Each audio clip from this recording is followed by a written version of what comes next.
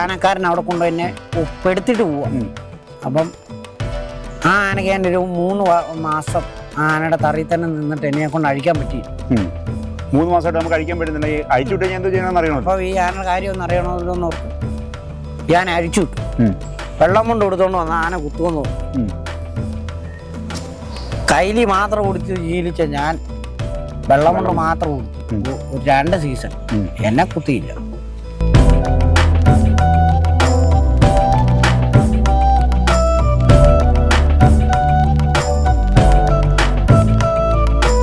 ചാന്നാനിക്കാടേക്കാണ് വരുന്നത്. ചാന്നാനിക്കാട്ടിലെ ഏത് ആനയ്ക്കാണ് വരുന്നത്? ചാന്നാനിക്കാട് വരുന്നതെന്ന് പറഞ്ഞാൽ ഒരു തൃശ്ശൂരിൽ നിന്ന് ഇവിടെ വിറ്റ് വന്നൊരു ആനയുണ്ട്. ഒരു വലിയ 10 അടി പൊക്കമുള്ളൊരു ആന. കോതറ മന അയ്യപ്പൻ എന്ന് പറയുന്ന ആനയുണ്ട്. ആ ആനയ്ക്കിലാണ് വരുന്നത്. ആ ആനയ്ക്കാണ് വന്നു കഴിഞ്ഞപ്പം പലരും ഇവിടെ പല ആൾക്കാരും കയറിയിട്ട് ഒരു മട ലോല പോലും എടുക്കുകയല്ലെന്ന് പറഞ്ഞ ആനയ്ക്ക് എന്നെ ഒരുത്തം കൊണ്ട് അവിടെ ഒപ്പിച്ചേച്ച് പോവുക. ഒരാനക്കാരൻ അവിടെ കൊണ്ട് തന്നെ പെടുത്തിട്ട് പോവുക. അപ്പം ആ ആനയ്ക്ക് ഞാൻ ഒരു 3 മാസം ആ ആനയുടെ തറയിൽ തന്നെ നിന്നിട്ട് എന്നെ കൊണ്ട് അഴിക്കാൻ പറ്റിയില്ല. അങ്ങനെ പറ്റിക്കഴിഞ്ഞപ്പോൾ ചാന്നാനിക്കാട്ടെ കുറുപ്പിയേട്ടനും ആ ആന പാട്ടത്തിനുണ്ട്. പുള്ളിയും പറഞ്ഞു, നീ തന്നെ അഴിച്ച് കൈകാര്യം ചെയ്താൽ മതി. അന്നൊക്കെ ശമ്പളമൊന്നുമില്ല. 100 രൂപ 80 രൂപയൊക്കെ ചില പൈസ കിട്ടുന്ന സമയമാണ്. അപ്പം അങ്ങനെ നിൽക്കുന്ന സമയത്ത് ഈ ആനയ്ക്ക് നീ തന്നെ അഴിച്ച് കയറിയാൽ മതി എന്നും പറഞ്ഞ് ഇവർ എന്നോട് ഇങ്ങനെ പറയുക. അപ്പം അതിനോടൊക്കെ ആ പാട്ടക്കാരനുമായിട്ട് നമുക്ക് ബന്ധങ്ങളായി. അങ്ങനെ നിൽക്കുമ്പം ഈ ആന ഒരു ദിവസം അഴിച്ചു വിട്ടു. ഈ ആന ഒരു തെങ്ങ് തള്ളിക്കളയുക. അവിടം തൊട്ട് ആന എന്നുമായിട്ട് കൂടുക. അവിടെ നിന്ന് ഈ ആന ശരിക്കും ഞാൻ പിടിച്ചു. നമ്മൾ മനഃപൂർവ്വം അഴിച്ചിട്ട് എന്താണ് ചെയ്യുന്നതെന്ന് അറിയണമല്ലോ.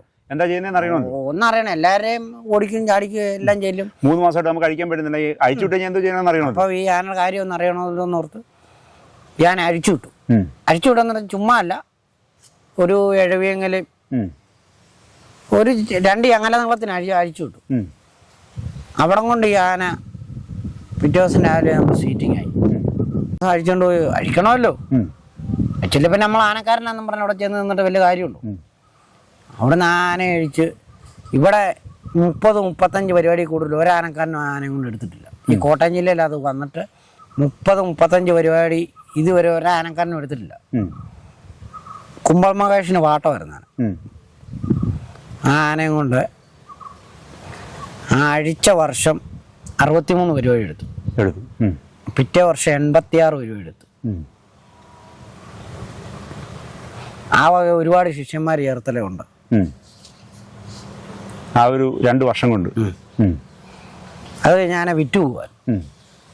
എന്തായിരുന്നു ആനയുടെ സത്യം പറഞ്ഞ ആനയുടെ പ്രശ്നം? നമ്മൾ തറി കെട്ടിയിട്ട് അടിക്കുന്നതാണോ പ്രശ്നം? അതുകൊണ്ടാണോ ആന നമുക്ക് വഴിയാവാത്തത്? അല്ലെങ്കിൽ നമ്മൾ ആ ഒരു ഭേദ്യം ചെയ്യലാണോ ആന വഴിയാവാത്തത്? എന്തായിരുന്നു സത്യത്തിൽ ആനയുടെ പ്രശ്നം? നമ്മൾ ഈ അഴിച്ചു ആനയുടെ പ്രശ്നം എന്നാ, ആന വഴിയിലിറങ്ങി കഴിഞ്ഞാൽ പോസ്റ്റ് തള്ളും, ട്രാൻസ്ഫോമറെ മുഖം വെക്കും. ഇതൊക്കെയാണ് ആനയുടെ പ്രശ്നം. ആന ഉടായ്പ നമ്മുടെ അടുത്ത് കാണിച്ചുകൊണ്ടിരിക്കും. അപ്പോൾ അവിടെയൊക്കെ നമ്മൾ സൈലൻ്റായിട്ട് അങ്ങ് പോയി കഴിഞ്ഞാൽ ആന നമ്മളെ അങ്ങ് ഒപ്പിക്കുക.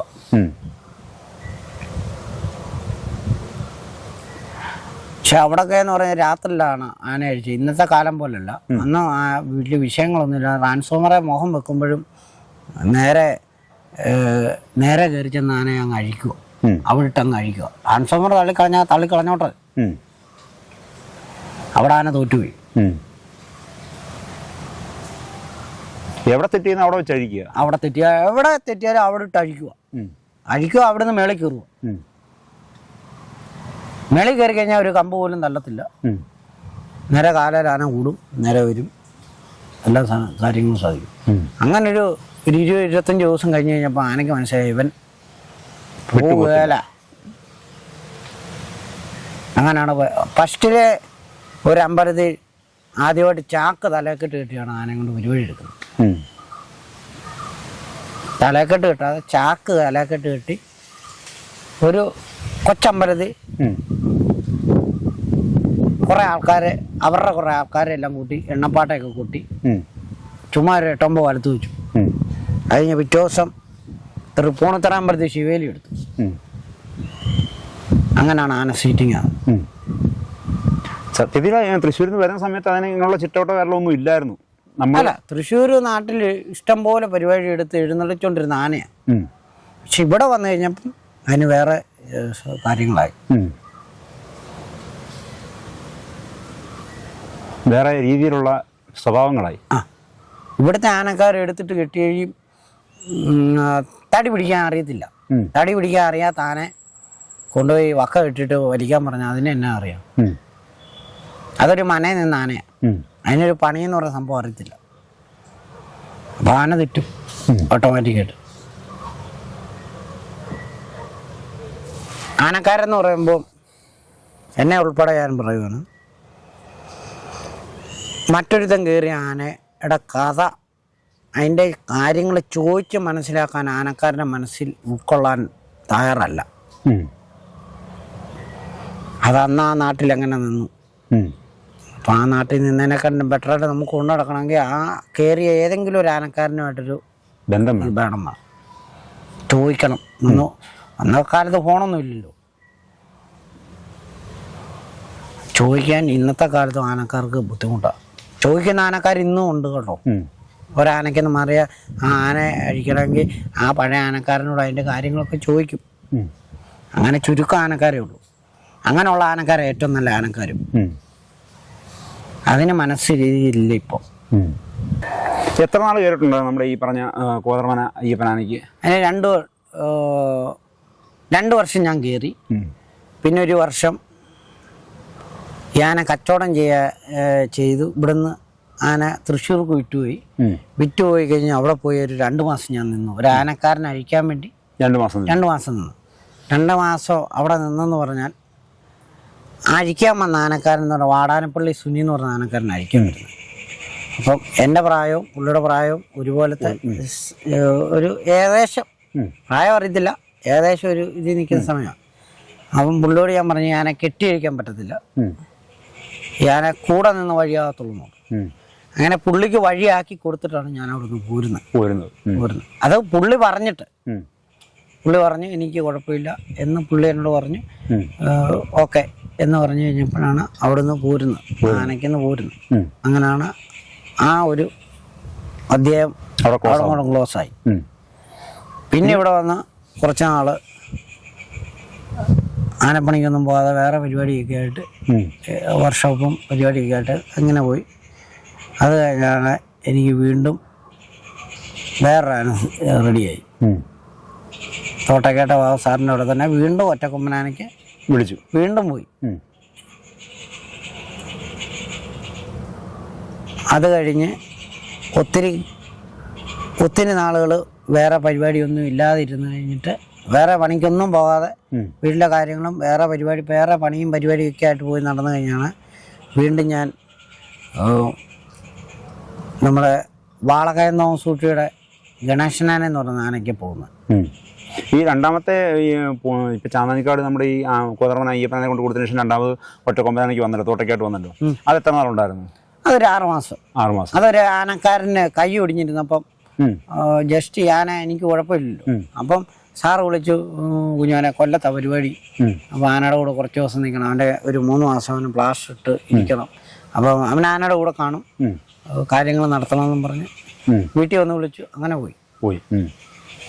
ഒരു 6 മാസം പുള്ളിക്ക് സഹായത്തിന്. പിന്നെ ഒരു ആനക്കാരനും കൂടെ ആന കെട്ടി കഴിക്കാൻ പറ്റില്ല, സഹായത്തിന് പോയിട്ടുള്ളൂ. അല്ലാതെ ഒരാനക്കാരനും കൂടെ നിൽക്കാനോ അല്ല ഒരു ആനക്കാരനോട് 2 ആനക്കാരനായിട്ട് പോകാനോ അങ്ങനെയുള്ള ഒരു ഗെയിമിന് ഞാൻ പോയിട്ടേ ഇല്ല. എൻ്റെ ആശാൻ്റെ കൂട്ടത്തിൽ പോയിട്ടുള്ള, അല്ലാതെ വേറൊരാടെയും കൂടെ പോയിട്ടില്ല. ഈ ഒരു സഹായത്തിന് പോയിട്ടുള്ള അല്ലാതെ പല ആനക്കാരുടെയും കൂടെ പോയിട്ടുണ്ട്, പല ആനകളെ അഴിക്കാൻ സഹായിക്കാൻ വേണ്ടി.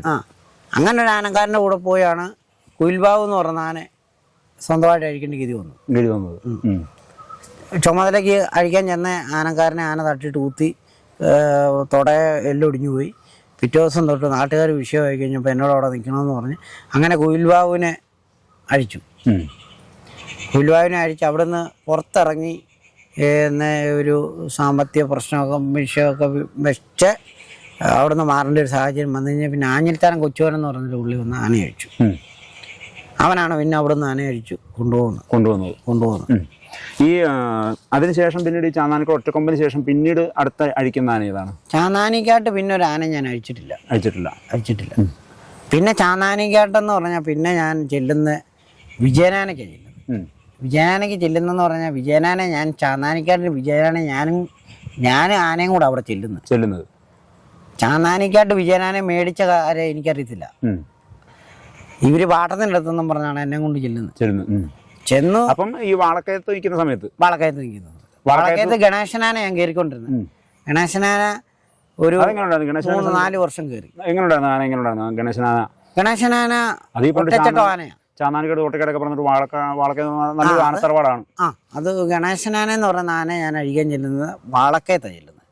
ചാന്നാനിക്കാട്ട് ആന ഇല്ല, വാളക്കയത്താണ് ചെല്ലുന്നത്. അപ്പൊ അവിടെ 7 ആനയുണ്ട്. ഞാൻ ചെല്ലുമ്പോൾ വാളക്കയത്ത് 7 ആനയെ കെട്ടി നിർത്തിയിരിക്കുക. 7 ആനയ്ക്ക് 3 ആനയ്ക്ക് ആനക്കാരുള്ളൂ. ഈ 3 ആനക്കാരും കൂടെ വേണം 7 ആനയുടെ കാര്യം നോക്കാൻ. അപ്പം ഗംഗാരനാന ഞാൻ ചെല്ലുന്ന സമയത്ത് നീരില്ല, അതിൻ്റെ അടുത്ത് പോകാൻ പറ്റത്തില്ല. വിജയനാന നീരൊന്നുമല്ല, ആനയെ കെട്ടി ആനക്കാരനില്ല. പക്ഷെ അതിൻ്റെ നിറയിൽ ചെല്ലാൻ പറ്റത്തില്ല. ബാക്കി എല്ലാ ആനയുടെ അടുത്തും ചെല്ലാം. അവിടുത്തെ ഏറ്റവും വലിയ ആന ഞാൻ കയറുന്നത് ഗണേശനാന കയറിക്കൊണ്ടിരിക്കുന്ന സമയത്ത് ഗണേശനാന കച്ചവടമായി. ഗുരുജി കച്ചവടം ചെയ്ത് മേടിച്ചു. അപ്പം എൻ്റെ കൂടെ നിൽക്കുന്നവനെ അന്നത്തെ കാലത്ത് ഗുരുജിയുടെ അവിടെ പോകേണ്ട സാഹചര്യം ഇല്ലാത്തതുകൊണ്ട് അന്ന് പെട്ടെന്നൊരു കച്ചവടം എന്ന് പറയുമ്പം മനസ്സിലൊരു ഞാൻ കൊണ്ടുപോകേണ്ട ആവശ്യമില്ല, കൂടെ നിൽക്കുന്ന കൊണ്ടുപോയാൽ മതിയല്ലോ, കൊണ്ട് കൊടുത്താൽ പോരെ, കൊണ്ടവിടെ കെട്ടി കൊടുത്താൽ പോരെ. അപ്പം കൂടെ നിൽക്കുന്നവനോട് പറഞ്ഞു നീ ധൈര്യമായിട്ട് കൊണ്ടുപോയിക്കോളാൻ പറഞ്ഞു. അപ്പം ഈ ഒറ്റച്ചട്ടമുള്ള ആനയാന്ന് ഓർക്കണം. ഒറ്റച്ചട്ടം അവരുടെ കണക്കിൽ നമ്മൾ കയറുമ്പോൾ ഒറ്റച്ചട്ടമല്ല, നമ്മുടെ ഇഷ്ടമാണ്. ഒരൊറ്റച്ചട്ടം എന്ന് പറയുന്നതിന് ആനയില്ല. ഗെയിമിൽ നമ്മൾ ആക്കിയെടുക്കുന്നതാണ്. അത് ഒരു ചട്ടക്കാരൻ മനസ്സ് വെച്ചാൽ ഒറ്റച്ചട്ടമുള്ള ആനയും കൈകാര്യം ചെയ്യാം. പക്ഷെ മനസ്സ് വെക്കത്തില്ല. എന്തുകൊണ്ടാണ്? മനസ്സ് വെച്ചാൽ വേറെ തിന്നു കഴിഞ്ഞാൽ നമുക്ക് പണിയുണ്ട്. ഇതൊക്കെയാണ് നമ്മുടെ മൈൻഡിൽ നമ്മൾ ആശാൻ പറഞ്ഞു തന്നിരിക്കുന്ന കാര്യങ്ങൾ. ജീവിതത്തിൽ കാട്ടാനായിട്ട് വരുന്ന ആനകളാണ് ഇതെല്ലാം ഒറ്റച്ചട്ടം എന്ന് പറയുന്നത്. എങ്ങനെ 2 പേര് ആദ്യം തൊട്ട് കൈകാര്യം ചെയ്താൽ 2 പേർക്കും ഉണ്ട്. അങ്ങനെയാണ് ഈ ആന ഒറ്റച്ചട്ടമായിട്ട് സന്തോഷം എന്ന് പറയുന്നൊരു പുള്ളി 10-11 വർഷം കയറിയ ആന ഇതിനെ അഴിച്ചോണ്ട് ഒരു കാര്യം നടത്തുകയെന്ന് പറഞ്ഞു. അപ്പം നടത്തുകയെന്ന് പറയുമ്പോൾ ഇതിനെ നടത്തണമല്ലോ. അതെ. വെള്ളം കൊണ്ട് കൊടുത്തോണ്ട് വന്ന ആന കുത്തുമെന്ന് പറഞ്ഞു. കൈലി മാത്രം കൊടുത്ത് ശീലിച്ച ഞാൻ വെള്ളം കൊണ്ട് മാത്രം കൊടുത്തു. ഒരു 2 സീസൺ എന്നെ കുത്തിയില്ല. എൻ്റെ ഇന്ന് വഴക്കുണ്ടാക്കിയിട്ടുണ്ട്, നീര് സമയത്തൊക്കെ വഴക്കുണ്ടാക്കിയിട്ടുണ്ട്, തെറ്റുമൊക്കെ ചെയ്തിട്ടുണ്ട്. പക്ഷെ 3 പേർക്ക് ആന ചട്ടമായിരുന്നു. 3 പേർക്ക് ആന വഴിയായിരുന്നു. ചേർത്തലയുള്ള 3 പിള്ളേർക്ക് ആന വഴിയായിരുന്നു. അതിലൊരു പയ്യനെയാണ് ആന കൊടുത്തു വിട്ട് കഴിഞ്ഞപ്പം വിജയനാനയ്ക്ക് ആളില്ല. വിജയനാനാണ് ആനക്കാരൻ, അന്ന് വരത്തില്ല. 1 മാസം ആന തറി ചുമ്മാ ഇങ്ങനെ പട്ടി നിൽക്കുന്ന പോലെ ആന നിൽക്കുക.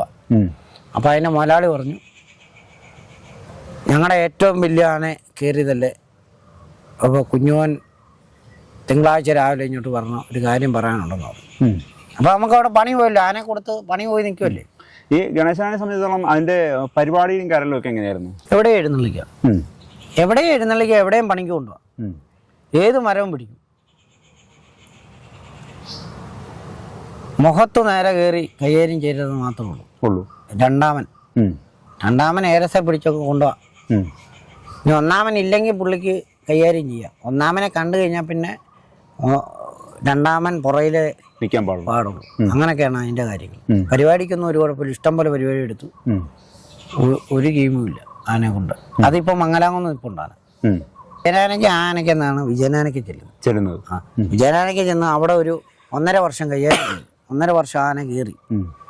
1.5 വർഷം അവിടെ കയറി കഴിഞ്ഞാലാണ് ഈ ആന അച്ചൻകോവിൽ കൂപ്പി ഞങ്ങൾ പണിതുകൊണ്ടിരിക്കുന്ന സമയത്താണ് ചാന്നാനിക്കാടിന് ഈ ആന വിറ്റ് വരുവാണ്. പക്ഷെ ഇവരെന്നോട് പറഞ്ഞു ആന വിറ്റില്ല, പാട്ടത്തിന് കൊടുത്തിരിക്കുക, നോക്കാൻ കുറുപ്പിയേട്ടനെ ഏൽപ്പിച്ചിരിക്കുക എന്ന് പറയുന്നു. ചാന്നാനിക്കാട്ട് വന്നു കഴിഞ്ഞ് ഞാൻ ആദ്യമായിട്ട് ചാന്നാനിക്കാട്ട് 10-25 ആന അന്ന് നിൽക്കുന്ന സമയമാണ്. ചാന്നാനിക്കാട്ട് പിടിയാനയും കൊമ്പനാനയും ഒക്കെ ആയിട്ട് എല്ലാമായിട്ട് നിൽക്കുക. അപ്പം ഇത്രയും വലിയൊരു ആന ഞാനാനിക്കാട്ട് വന്നു കഴിയുമ്പോൾ ഇവരുടെ ആനക്കാർ മുഴുവൻ പേരും അന്ന് രാത്രിയിൽ അവിടെ വന്നു.